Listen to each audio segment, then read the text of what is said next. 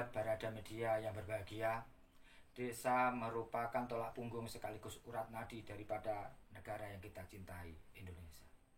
Oleh sebab itu, kemajuan dan perkembangan negara kita itu tidak lepas daripada kemajuan dan perkembangan desa. Dan salah satu upaya yang bisa kita lakukan adalah dengan mengembangkan badan usaha milik desa atau disebut dengan BUMDes. Nah, untuk mengetahui apa itu BUMDes, bagaimana cara kelola BUMDes yang baik, dasar hukumnya, mari kita saksikan, kita cermati, dan kita pelajari sungguh-sungguh untuk kita aplikasikan di lapangan. Halo, assalamualaikum warahmatullahi wabarakatuh. Masih bersama saya Mbah Sumber bersama Barada Media. Saat ini berada di DPMPD Kabupaten Kediri, lebih tepatnya bersama para pendamping ahli. Nah, saat ini kita ingin menggali informasi tentang fenomena yang belakangan mulai muncul dan sedang hangat dibahas adalah BUM Desa. Selamat siang Bapak, selamat sore. Selamat sore Bapak. Kita ingin menggali, kita ingin belajar tentang BUM Desa. Nah, sekiranya itu adalah yang sangat penting dan harus diketahui oleh kawan-kawan dan sahabat desa semuanya.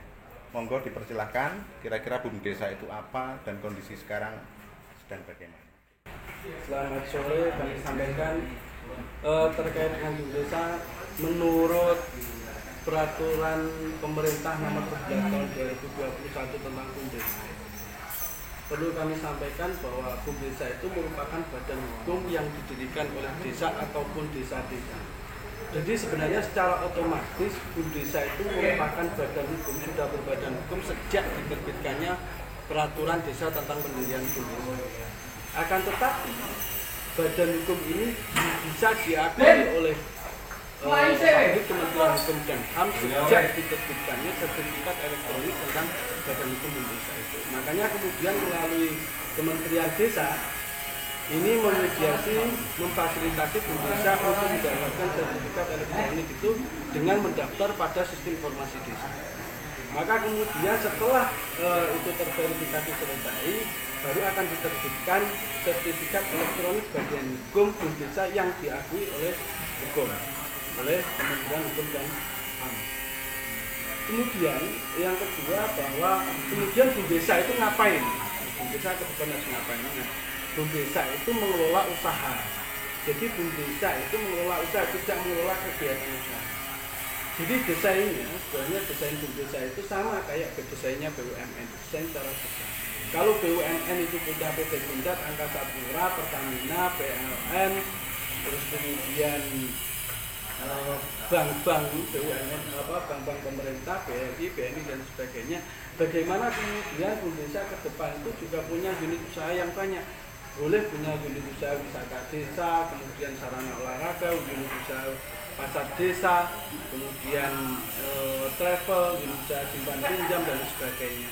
Sejauh itu sifatnya untuk mengoptimalkan aset-aset yang ada di desa. Sementara ini banyak aset desa yang belum bisa dioptimalkan oleh desa, terutama lebih besar. Taruhlah misalnya kayak sarana olahraga.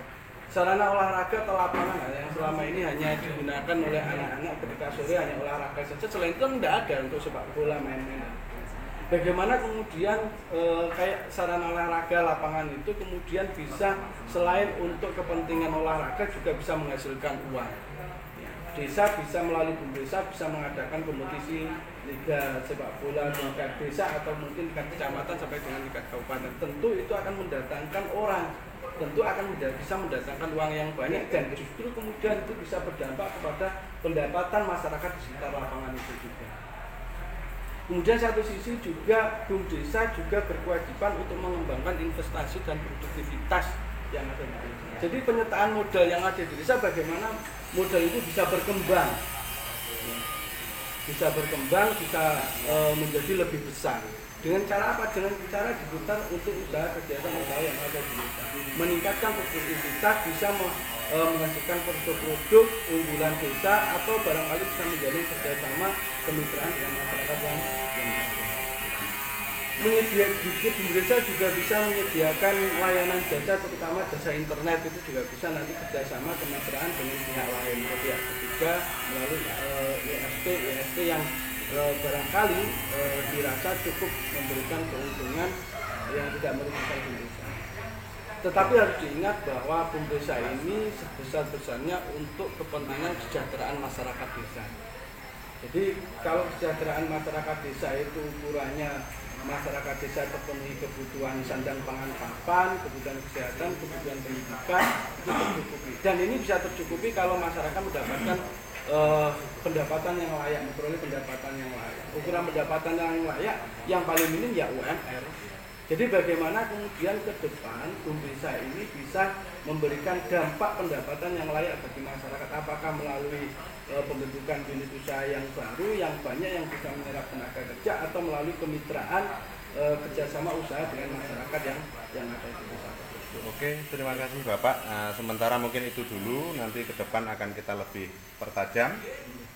Terima kasih, masih bersama Barada Media.